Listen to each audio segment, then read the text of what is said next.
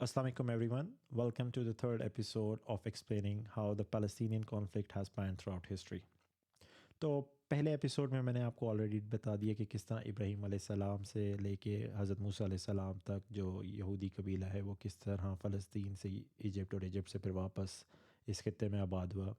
दूसरे हिस्से में मैंने बताया है कि वो किस ये यहूदी कबीला किस तरह हज़रत मूसा अलैहिस्सलाम के बाद से लेके खिलाफत उस्मानिया तक इस एरिया में रहा और इनके साथ क्या क्या होता रहा। इस थर्ड एपिसोड में मैं डिस्कस करूँगा कि किस तरह वर्ल्ड वॉर वन के बाद जब ब्रिटिश एम्पायर ने इस खत्े पे काबिज़ हुई तो उन्होंने इस खत्े के साथ क्या किया, और अप अनटिल 1948 जब इसराइल ने अपने आप को इंडिपेंडेंट स्टेट डिक्लेयर कर दिया तो इस खत्े में क्या क्या होता रहा। तो स्टे ट्यून, क्योंकि ये वाला एपिसोड थोड़ा लेंथी होगा और काफ़ी कॉम्प्लिकेटेड होगा तो आपकी बहुत ज़्यादा तवज्जो रिक्वायर होगी, and please excuse me for a lengthy episode. तो स्टार्ट करते हैं कि वो क्या वजह थी जिसकी वजह से यहूदी ज्यूज़ ने कहा कि ये एरिया हमारा है और हमने इसको आबाद करना है। वाई दे फेल्ट कि जी दुनिया के और किसी कोने में नहीं बल्कि इसी में आबाद होना है। उसके लिए हमें समझना पड़ेगा कि यूरोप में क्या हो रहा था 18वीं और 19वीं सदी में, 18th और 19th सेंचुरी में। तो किस्सा कुछ यूँ है कि यूरोप जो है वो इससे इस पूरे दौर में उसके अंदर एक पॉलिटिकल मूवमेंट चली थी जिसको कहते हैं नेशनलिज्म। अब नेशनलिज्म ये है कि हम एक ज़मीन से हमारा ताल्लुक़ है और ये ज़मीन हमारी है और हम ही इसको गवर्न करेंगे, कोई बाहर से आके हमें रूल ना करे, हम लोग ही इसको नेशनलिस्टिक आइडियोलॉजी के मुताबिक हम लोग ही इसके सरबराह बनेंगे। और ये नेशनलिस्टिक मूवमेंट जो है बहुत ज़ोरों पर थी।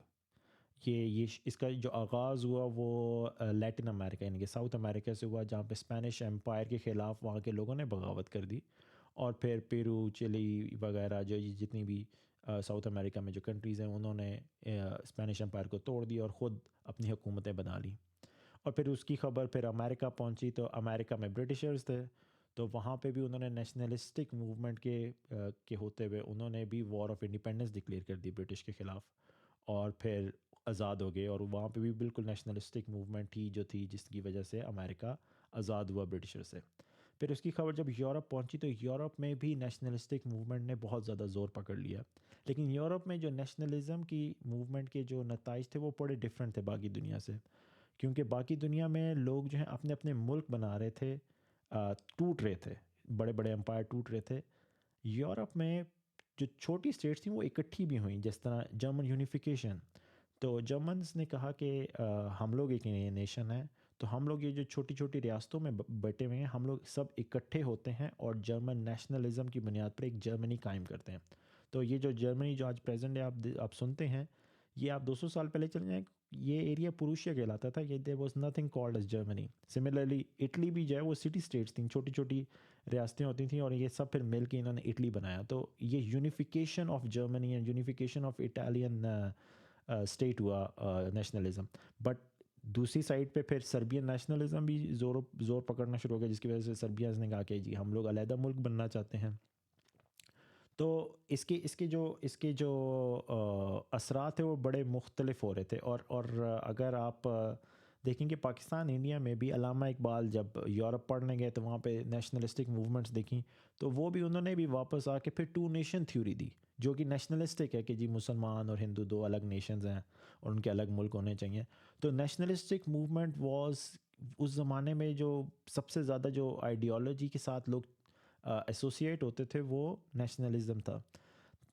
आज उसको अच्छा नहीं समझा जाता, आज उसको बड़े शक की निगाह से देखा जाता है, जैसे पश्तून नेशनलिज्म या बलोच नेशनलिज्म। लेकिन एक ज़माना था जब नेशनलिज्म दुनिया का डिफेक्टो मॉडल होता था। तो खैर ज्यूज़ ने भी इसी नेशनलिस्टिक आइडियोलॉजी को अपनाया, और there was a guy named Theodore Herzl. उसने 1896 में डर जूदेनस्टाट ये एक किताब लिखी, और उसमें उसने कहा कि जी इसके डर जूदेनस्टाट का मतलब होता है स्टेट ऑफ ज्यूज़। उसने कहा कि जी हमारा भी एक मुल्क होना चाहिए, हमारी भी एक स्टेट होनी चाहिए, और वो स्टेट कहाँ पे होनी चाहिए? प्रॉमिस लैंड, वही स्टेट, वही जगह जिसका इब्राहीम अलैहिस्सलाम के साथ खुदा ने वादा किया था कि वो आबाद होगी। क्योंकि मैंने आपको पहले एपिसोड में बताया, अगर आपने नहीं देखी तो प्लीज़ रिवाइंड करके पहले एपिसोड में देखें कि ये कॉवेनेंट है, ये جیوز کے نزدیک، یہ یہودیوں کے نزدیک ایک وعدہ ہے جو کہ خدا نے کیا ہوا ہے حضرت ابراہیم علیہ السلام کے، جی یہاں پہ ان کی اولاد رہے گی. اور وہ آبویسلی وہ کیونکہ وہ اپنے آپ کو زیادہ اولاد سمجھتے ہیں، وہ مسلمانوں کو اولاد ان کی نہیں سمجھتے. تو خیر یہ اس نے ایک کتاب لکھی اور اس نے پھر ایک بنیاد رکھ دی زائنزم کی. اب زائنزم جس کو ہم جو بڑا عجیب سا دیکھتے ہیں، یہاں فلسطین میں ایک پہاڑ ہے جس کا نام ہے ماؤنٹ زائن، اس کے بنا پہ رکھی گئی، اور اس کا مطلب صرف یہ ہے کہ جی ایک یہودیوں کی ایک قوم ہونی چاہیے.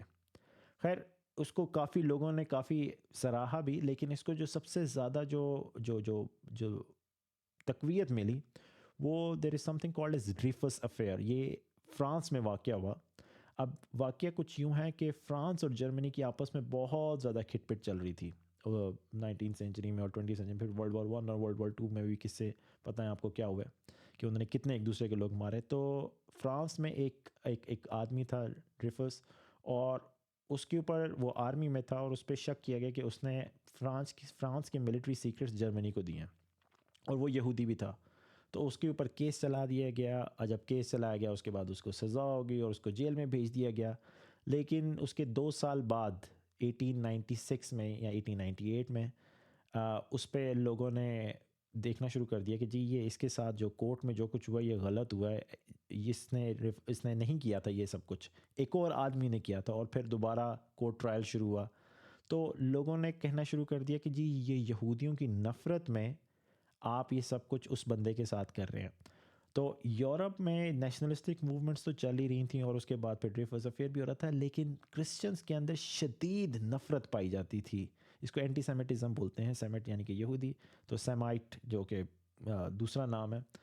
تو ان کے خلاف شدید نفرت پالی جاتی تھی. تو تھیوڈر ہرزل نے کہا کہ جی ہم لوگ اتنی نفرت کا شکار ہیں، ساتھ پڑوسی ملک فرانس میں یہ ہمیں کنوکٹ کیا جا رہا ہے بغیر ہماری سنے ہوئے، تو ہم لوگ اپنا ایک ملک بناتے ہیں، اور وہ ملک بناتے ہیں یورپ میں نہیں، وہاں پہ جہاں پہ فلسطین ہے، جہاں پہ ہمیں پرومس کیا گیا تھا، ہم سے وعدہ کیا گیا تھا. تو خیر اس نے یہ کتاب لکھی، اور اس کے بعد پھر ایک زائنسٹ کانگریس بنی، کانگریس آف جیوز بنی، جس نے پھر آہستہ آہستہ کام کرنا شروع کیا. شروع میں ان کی بازل سوئٹزرلینڈ میں وہ ملے، اور اس کے بعد پھر دنیا میں آگے پیچھے وہ ملتے رہے. تو خیر یہ موومنٹ شروع ہوئی جس نے یہودیوں کو اکٹھا کیا. لیکن یہ نیشنلسٹک موومنٹ صرف جیوز میں نہیں چل رہی تھی، ایٹ دا سیم ٹائم ایک عرب نیشنلزم یعنی کہ جس کو پین عربزم بولتے ہیں وہ بھی شروع ہو گیا. اور وہ شروع ہوا انڈر اے گائے نیمڈ حسین ابن علی. اب وہ کون تھا؟ حسین ابن علی شریف آف مکہ تھے. آپ سمجھیں کہ sort of mayor of Mecca, mayor تھے، ناظم تھے مکہ مدینہ اور جدہ اس علاقے کے. اور یہ پورا علاقہ خلافت عثمانیہ کے انڈر آتا تھا. تو جب ورلڈ وار 1 سٹارٹ ہوئی تو برٹشرز نے خلافت عثمانیہ کو توڑنے کا تہیہ کر لیا تھا، لیکن انہیں سپورٹ چاہیے تھی اس ایریا میں کہ کوئی بندہ یہاں سے نکلے اور عثمانیوں کے خلاف بغاوت کرے. تو انہوں نے حسین ابن علی کو کہا کہ اگر آپ بغاوت کرتے ہیں اور اگر آپ کامیاب ہو جاتے ہیں تو ہم لوگ آپ کی ہیلپ کریں گے، اور یہ پورا عرب علاقہ یعنی کہ عراق، جارڈن، سیریا، لبنان، یہ سب علاقہ جو ہے ہم آپ کو دے دیں گے، لیکن اس کے لیے ضروری ہے کہ جی آپ ہماری مدد کریں. تو یہ اس کو ہم کہتے ہیں میک موہن شریف کرسپونڈنس، یہ 1915 میں ہوئی، 1915 میں ہوئی. اور اس کے مطابق یہ پورا عرب علاقہ حسین ابن علی کو برٹشرز نے ایگری کیا کہ ہم لوگ دے دیں گے. تو حسین ابن علی نے کہا بالکل ٹھیک ہے. اب ہو یہ رہا تھا کہ اس کی ایک وجہ تو آبویسلی آٹومنس کو ہرانا تھا، لیکن اس کی دوسری وجہ یہ بھی تھی کہ جو پاکستان اور انڈیا کے جو لوگ تھے وہ ورلڈ وار 1 میں پارٹیسپیٹ نہیں کرنا چاہتے تھے، کیونکہ عثمانیوں نے اس کو جہاد کا نام دے دیا تھا، ورلڈ وار 1 کو ہولی وار کا نام دے دیا تھا. تو مسلمان جو ہیں وہ برٹشرز کی مدد کرنے میں اور ان کی فوج میں جانے سے گھبراہٹ محسوس کر رہے تھے. تو برٹشرز کے پاس ایک موقع مل گیا. انہوں نے کہا کہ جی آپ کس طرح یہ عثمانیوں کے خلاف ہولی وار میں جہاد ان کے اگینسٹ کس طرح کر رہے ہیں. دیکھیں گے جو عربز ہیں وہ بھی تو ہمارے ساتھ مل کے ترکیوں کے خلاف ہیں، تو آپ بھی ہمارے ساتھ مل کے ان کی مدد کریں، ہماری مدد کریں ان کے خلاف لڑنے کی. تو ایک بڑے اچھے طریقے سے ایک ڈپلومیٹک مینیور کے تھرو برٹشرز نے نہ صرف پاکستان اور انڈیا کے مسلمانوں کو چپ کروا دیا بلکہ عربس کو بھی ترکوں کے خلاف بھڑکا دیا، اور انہوں نے وہ بھڑکے حسین ابن علی بالکل یوز ہوئے. یہ اس میں کوئی دو رائے نہیں ہے کہ حسین ابن علی نے بغاوت کی، اور وہ he was one of the most pivotal guys جنہوں نے عثمانی خلافت کو توڑا.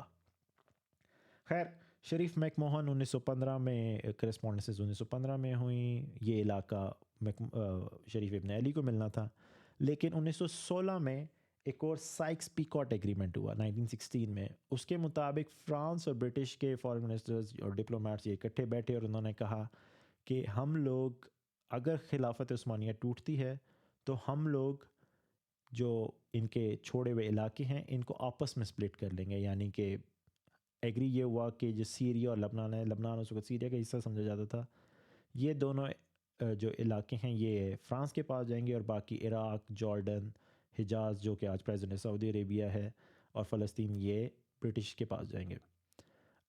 تو یاد رکھیں گے برٹش ایک طرف حسین ابن علی کو کہہ رہے تھے کہ یہ سارا علاقہ ہم آپ کو دے دیں گے، دوسری طرف وہ فرانس کے ساتھ ایگریمنٹ کر رہے تھے کہ ہم آپ کو سیریا اور لبنان دے دیں گے. پھر تیسرے نمبر پہ 1917 میں بیلفور ڈکلیریشن ہوا. بیلفور ڈکلیریشن کیا ہے کہ برٹشرز نے کہا کہ فلسطین کے علاقے میں ہم لوگ یہودیوں کا ایک الگ ملک بنانے کی پوری مدد کریں گے.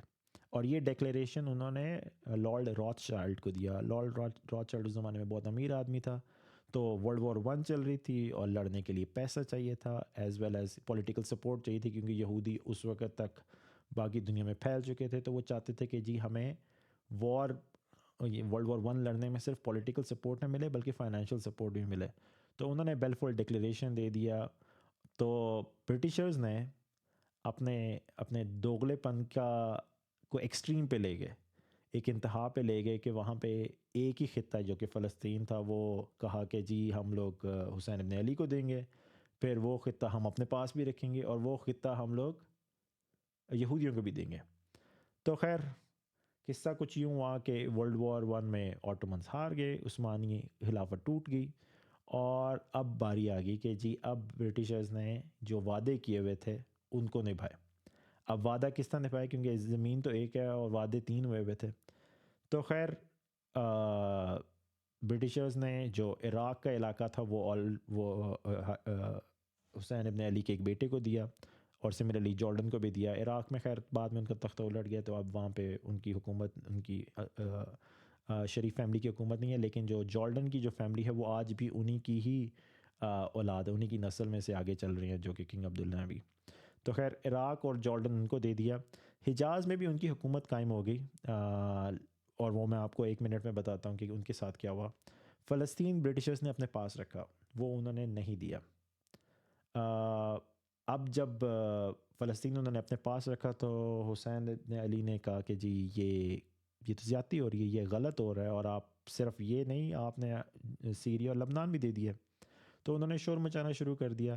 تو ان کو کہا گیا کہ جی آپ خاموش ہو جائیں، آپ کو یہ جو 2 علاقے دے دیے ہیں بہت ہیں، صبر شکر کریں. خیر وہ ایونٹ اوپن پبلک چلے گئے اور انہوں نے بتانا شروع کر دیا کہ جی ہمارے ساتھ زیادتی ہو رہی ہے. پھر انہوں نے کہا کہ جی عربس کبھی بھی مانیں گے نہیں کہ جی ایک یہودی ملک بالکل بیچوں بیچ قائم ہو گیا. تو خیر ان کو کہا کہ آپ چپ ہو جائیں، لیکن اگر وہ چپ نہ ہوئے تو پھر نتائج بھگتنا پڑیں گے. تو ایگزیکٹلی پھر نتائج بھگتے. وہ اس طرح کہ برٹشرز نے مدد کرنا شروع کر دی سعود فیملی کی، جو کہ اس وقت تک صرف ریاض میں تھی. ان کو ویپنز دینا شروع کر دیے، پیسے دینا شروع کر دیے، اور انہوں نے پھر اپنا لشکر بنایا، اور اس کے بعد پھر پورے سعودی عربیہ میں وہ جو علاقہ حجاز کہلاتا تھا اس میں پھر پورے اپنے فل فورس سے وہ آگے آنا شروع ہو گئے، حتیٰ کہ وہ اس علاقے تک پہنچ گئے. تو پھر ان کو یہ جگہ چھوڑنی پڑی، اور اس طرح پھر جو عبداللہ ابن سعود ہیں انہوں نے پورا خطہ اپنے قبضے میں لے لیا. تو اگر حسین ابن علی اس وقت چپ ہو جاتے، اگر فلسطین یا سیریا اور لبنان کے بارے میں بات نہ کرتے، تو شاید آج سعودی عربیہ شاید نہ ہوتا، کیونکہ یہ تو اب ڈاکومنٹڈ ہسٹری ہے، یہ تو پتہ ہے ہم سب کو کہ سعود فیملی کی کون مدد کر رہا تھا. تو خیر اب کیا ہوا کہ شریف جنہوں نے پہلے اعلی کار بنے برٹش امپائر کے، بعد میں پھر ان کو ہٹا بھی دیا گیا. پھر وہ یہاں سے حجاز سے بھاگ کے عمان گئے تو وہاں پہ پھر سعود فیملی نے کہا کہ جی وہ عربوں میں نہیں رہ سکتے، کیونکہ اگر وہ عربوں میں رہے تو وہ پھر دوبارہ اپنی آرمی کھڑی کریں گے اور ہمارے خلاف جائیں گے، تو ان کو پھر برٹشرز نے وہاں سے بھی نکالا اور پھر سائپرس میں دے دیا. تو ان کے آخری دن کافی سائپرس میں رہے، اکیلے میں گزرے، جو کہ ایک ٹریجڈی ہے. لیکن خیر جو بھی ہوا غلط ہوا، ہر طرف سے غلط ہوا. تو خیر یہ ہو رہا تھا 1910 کی دہائی میں، 1910s میں یہ چل رہا تھا اور 1920s میں بھی یہ کچھ چل رہا تھا. تو خیر اس کے بعد یہاں پہ ابھی بھی سیکٹیرین وائلنس نہیں ہونا شروع ہوئے تھے، یعنی کہ مذہبی بنیادوں پہ ایک دوسرے کے ساتھ جھڑپیں نہیں ہونا شروع ہوئی تھیں. آٹومنز یعنی کہ عثمانی سلطنت کے دن، جو کہ آلموسٹ 400-500 سال اس خطے میں رہے، وہاں پہ کوئی خاص ہمیں نظر نہیں آتا کہ وہاں پہ کوئی لڑائی جھگڑا ہوا یہودیوں اور مسلمانوں میں. ایک انسیڈنٹ مجھے یاد آ رہا ہے، 1860 کے قریب ایک سیکٹیرین وائلنس ہوا تھا، لیکن وہ مسلمان اور یہودیوں میں نہیں ہوا تھا. وہ ڈروز جو کہ ایک اور مذہب ہے، اور مورونائٹ جو کہ کرسچن، ان کی آپس میں جھڑپ ہوئی تھی. لیکن اس کے علاوہ اس ایریا میں کبھی بھی مذہبی بنیادوں پر کوئی لڑائی نہیں ہوئی. As a matter of fact Ottomans مشہور تھے کہ وہ کافی سیکولر تھے، وہ ساری مذہبوں کو اکٹھے چلاتے تھے. خیر پھر وہ جو ٹیکس تھا نان مسلم سے، جو کہ مسلمان نہیں ہوتا تھا، ان سے ٹیکسیشن ضرور لیتے تھے، لیکن وہ بھی آہستہ آہستہ انہوں نے ٹیکسیشن ختم کر دیا تھا. آئی تھنک 1890 کے درمیان میں یا 1870، مجھے ایگزیکٹلی یاد نہیں ہے. انہوں نے اس وقت سب کو ایکول رائٹس دے دی تھی، کہا تھا کہ سارے سٹیزنز برابر ہیں، اور وہ ٹیکس جو نان مسلم پہ لگتا تھا وہ بھی ختم کر دیا گیا تھا. تو پھر سوال یہ آتا ہے کہ جی کیا ہوا 1918 کے بعد، جب اس خلافت عثمانیہ جو ہار گئی، تو اس کے بعد جب برٹشرز آئے تو سیکٹیرین وائلنس کیوں ہوا؟ اب کئی لوگوں کی تھیوری یہ ہے کہ برٹشرز نے شاید ڈیوائڈ اینڈ کانکر تھیوری یہاں پہ لگائی، جس طرح پاکستان انڈیا میں لگائی، کہ 1857 سے پہلے مسلمان اور ہندو ایک دوسرے کے ساتھ مل کے کام کرتے رہے ہیں، اکٹھے مل کے انہوں نے بغاوت بھی کی. لیکن 1857 کے بعد دونوں بالکل علیحدہ ہو گئے اور نفرتیں اتنی بڑھ گئیں کہ پھر ملک بھی علیحدہ ہو گئے. تو ایک بہت بڑے گروپ ہے جو کہ یہ کہتا ہے کہ شاید اس ایریا میں بھی یہی ہوا کہ عرب اور جیوز یہودیوں کو علیحدہ رکھنا مقصود تھا، کیونکہ اگر وہ اکٹھے ہوتے تو شاید برٹشرز کو ہی وہ مارنا شروع کر دیتے. تو انہوں نے ان سب کو ہوا دی سیکٹیرین وائلنس. اینی ویز وہ جب یہاں پہ آ گئے تو اس کے بعد جیوز نے مسلمانوں کے ساتھ تو جو وعدہ کرنا تھا وہ تو بھول گئے. آبویسلی وہ حسین ابن علی کی میں نے سٹوری بتا دی. انہوں نے یہودیوں کے ساتھ بھی صحیح نہیں کیا، کیونکہ ان کو ساتھ جو وعدہ کیا تھا وہ بھی پورا نہیں کیا. انہوں نے ان کے ساتھ بھی وفا نہیں کی. البتہ انہوں نے ان کو ہڈنلی ان کو اپروول دینا شروع کر دی، ان کو ان کی امیگریشن، ان کی ہجرت الاؤ کر دی. بہت زیادہ یہودی دنیا جہاں سے، سینٹرل ایشین ریپبلک سے، رشیا سے، یورپ سے، امریکہ سے واپس اس ایریا میں آنے شروع ہو گئے، اور یہودی اور برٹشرز ان کی مدد کرتے تھے. اور جوش پاپولیشن جو تھی، یہودی پاپولیشن اس ایریا میں کوئی 10% سے بڑھنا شروع ہو گئی، کوئی 50، کئی ایریا میں تو 50% سے بھی زیادہ چلی گئی. اور جب یہ پاپولیشن بڑھنا شروع ہو گئی تو آبویسلی یہاں پہ عربز جو ہیں وہ ان کو شکی نگاہ سے دیکھنا شروع ہو گئے، اور پھر ان کی آپس میں تھوڑی اسکرمشز چلنا شروع ہو گئیں. تو پھر انہوں نے ایک الگ پیراملٹری گروپ سیلف ڈیفنس کے لیے بنایا، جس کو کہتے ہیں ہگانا. اب ہگانا جو ہے یہ بیسیکلی جو بنا تھا، یہ جو زمینیں جو خرید رہے تھے، یہ ان کی پروٹیکشن کے لیے، اپنی پروٹیکشن کے لیے. یہ کوئی گورنمنٹ کا گروپ نہیں تھا، یہ جیوز یہودی خود مل کے انہوں نے ایک اپنی اسلحہ بردار لشکر بنایا ہوا تھا. اور یہی بعد میں پھر اسرائیلی ڈیفنس فورس بھی بنا، یعنی کہ جو اسرائیلی آرمی ہے یہ بیسیکلی ہگانا سے ہی آگے ترتیب دی گئی تھی. اب جو یہاں پہ جو بھی لوگ یہودی آتے تھے ان کی بڑی مدد اس طرح ہوتی تھی کہ ایک جوئش نیشنل فنڈ بنایا گیا، جن کا کام تھا کہ وہ پیسے دیتے تھے، اور یہ پیسے پھر وہ یوز کرتے تھے زمین خریدنے میں کے، اور عربز بھی وہ زمینیں بیچتے تھے. اور اس میں کوئی دو رائے نہیں ہے کہ جی عربوں نے یہ زمین جانتے بوجھتے پھر بھی بیچی ہیں، اور زمینیں بکتی گئیں، یہودی آتے گئے، اور پاپولیشن ان کی بڑھتی گئی. اب حالات اس طرح آ گئے کہ برٹشرز کو یہ پتہ لگنا شروع ہو گیا کہ ہم لوگ یہودیوں کی تو مدد کر رہے ہیں، لیکن ابھی ملک بنانا پری میچور ہے.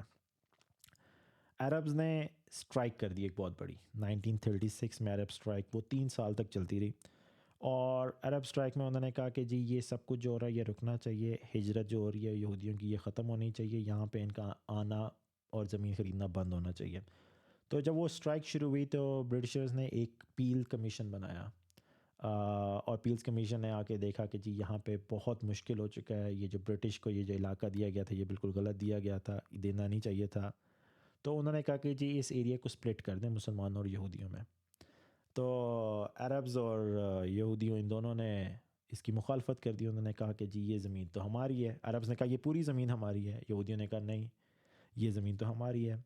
تو خیر پیل کمیشن ریجیکٹ ہو گیا. یہ بالکل پیل کمیشن ویسا ہی ہے جس طرح پنجاب کی تقسیم کے لیے ایک ریڈ کلف ایوارڈ بنایا گیا تھا، تو اسی طرح پیل کمیشن بھی بنایا گیا تھا. اس کو اس طرح دیکھیں. پھر پیل کمیشن کی ناکامی کے بعد پھر برٹش وائٹ پیپر آیا 1939 میں. اس نے کہا کہ جی برٹش امیگریشن کو ہم روکیں گے، اور انہوں نے نمبر دیا کہ 75,000 سے زیادہ یہودی اب فلسطین میں نہیں آئیں گے، اور انہوں نے وہ 5 سال کا ٹائم دیا. تو عربز نے خوشی کا اظہار کیا کہ کم از کم اب کچھ حالات بہتر ہو جائیں گے، اب اتنی جو ان کی مائیگریشن چل رہی تھی وہ اب رک جائے گی.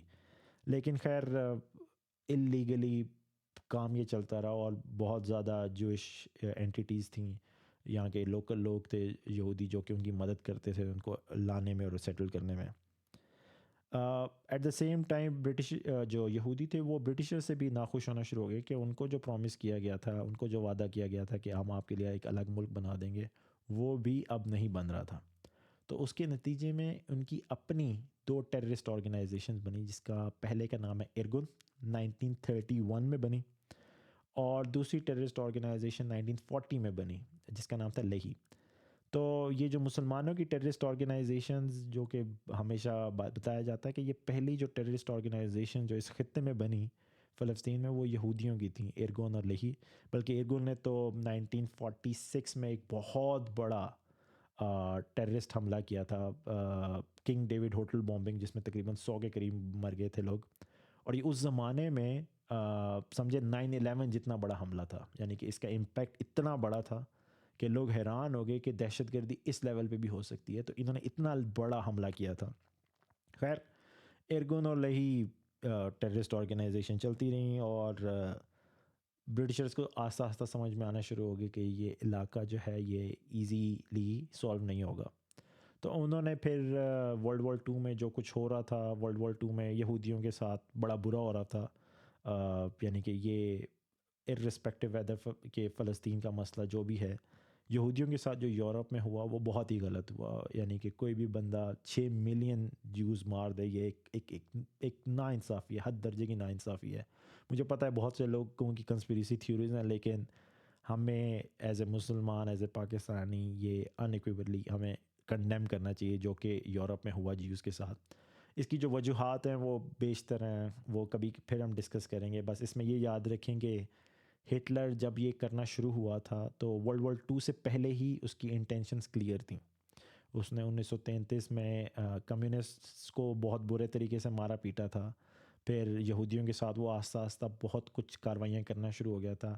اور اس زمانے کی جو فورسز تھیں فرانس اور برٹش، انہوں نے اپیزمنٹ شروع کر دی تھی. اپیزمنٹ کا مطلب یعنی کہ ہٹلر کو خوش کرنے والی پالیسیز شروع کر دی تھیں.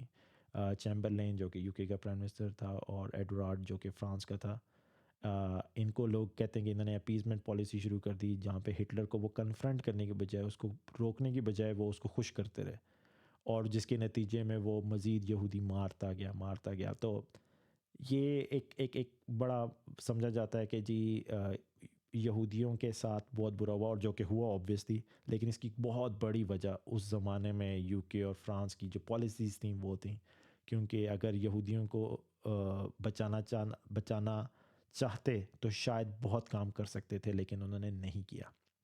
خیر ہوا یہ کہ ورلڈ وار 2 ہو گئی. ورلڈ وار 2 میں برٹش کا کافی زیادہ نقصان ہوا. تو انہوں نے تہیہ کیا کہ آہستہ آہستہ وہ جتنی بھی کالونیز ہیں ان کو آزاد کرتے رہیں گے. تو اسی نتیجے میں پاکستان اور انڈیا بھی آزاد ہو گئے. تو فلسطین کا جو سوال تھا وہ ابھی بھی کھڑا ہوا تھا کہ اب کیا کریں. تو وہ پھر اس کا مسئلہ UN میں لے گئے، اور 1947 میں پھر UN نے کہا کہ جی یہ ایریا 2 اسٹیٹس میں، یعنی کہ فلسطینی اور اسرائیل میں تقسیم ہوگا، اور وہی ویسٹ بینک اور غزہ جو ہیں فلسطین کے حق میں آئیں گے، اور باقی حصہ جو ہے وہ اسرائیل یعنی کہ یہودیوں کے پاس جائے گا. تو 1947 میں انہوں نے کہا، اور پھر برٹشرز نے یہ کہا کہ ہم لوگ 1948 یعنی کہ 15 مئی 1948 کو یہ ایریا چھوڑ کے چلے جائیں گے. تو 14 مئی یعنی کہ ان کے ایک دن برٹشرز کے جانے سے ایک دن پہلے 14 مئی 1948 کو اسرائیل نے وہی ریزولوشن جو کہ یو این نے دی تھی اسی کی بنیاد بنا کے انڈیپینڈنٹ کنٹری ڈکلیئر کر دی، اسی طرح جس طرح یو این نے کہا تھا کہ غزہ اور ویسٹ بینک چھوڑ کے، جو کہ آج بھی فلسطین ہے، وہ چھوڑ کے باقی پورا ایریا انہوں نے کہا کہ جی اسرائیل ہے۔ تو عرب کے پاس تقریباً 3 موقع آئے تھے جہاں پہ وہ شاید اپنے لیے ایک الگ ملک بنانے میں کامیاب ہو سکتے تھے۔ سب سے پہلا پیل کمیشن آیا تھا جو کہ عربز نے ریجیکٹ کر دیا، پھر برٹش وائٹ پیپر آیا، پھر یو این ریزولوشن آئی۔ یہ تینوں موقع عربز نے ضائع کیے، اور وہ اس وجہ سے ضائع کیے کیونکہ عربز وہ سوچتے تھے کہ یہ پورا علاقہ ہم لوگ لے سکتے ہیں۔ یہاں پہ کرٹیسزم کرنا بھی ضروری ہے کہ شاید اس وقت یہ سوچ ہوتی کہ ہم لوگ یہاں پہ یہودیوں کے ساتھ سپلٹ کر سکتے ہیں تو شاید حالات بہت ڈیفرنٹ ہوتے، لیکن اس وقت سوچ یہ تھی کہ ہم یہ پورا علاقہ، پورا خطہ اپنے لیے لے سکتے ہیں، اور بعد میں آپ کو نظر بھی آئے گا کہ یہ سوچ کافی دیر تک رہی۔ تو خیر یہ ایپیسوڈ اب یہاں پہ ختم کرتے ہیں، کافی لمبی ہو گئی، امید ہے کہ آپ کو کافی سمجھ میں آ گئی، کافی پیچیدہ چیزیں تھیں۔ اگر آپ کو کوئی چیز لگتی ہے کہ مسنگ ہے تو پلیز کامنٹ۔ تو ادھر اس ایپیسوڈ میں ہم نے دیکھا کہ ورلڈ وار 1 سے لے کے 1948 تک یہاں پہ اس خطے میں کیا کیا ہوتا رہا اور برٹشرز نے کیا کیا۔ اب اگلے ایپیسوڈ میں ہم دیکھیں گے کہ 1948 کے بعد کیا ہوا، اور وہ سوچ عربوں کی کہ یہ پورا خطہ ایک مسلم ملک ہونا چاہیے، ایک عرب ملک ہونا چاہیے، اس سوچ کے اندر تبدیلی کب آئی۔ I hope you like this episode, thank you very much.